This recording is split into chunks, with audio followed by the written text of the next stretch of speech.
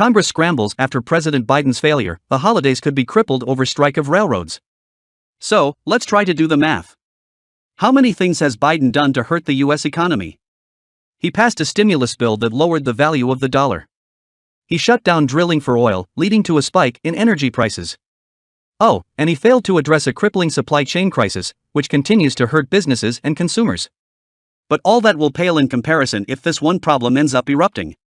Weeks ago, Biden bragged about his negotiators securing a deal to settle a major rift between 12 labor unions and railroad companies.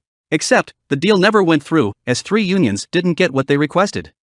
Now, because of Biden's failures, a rail workers' strike is set to shut down the economy for good.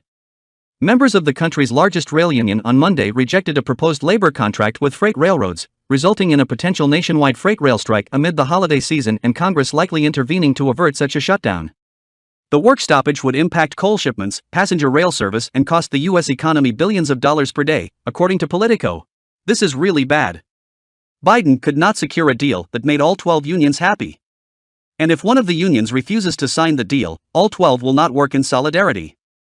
That means our entire railroad system, including freight and passenger rails, will shut down. You might not think that's a big deal. But it is.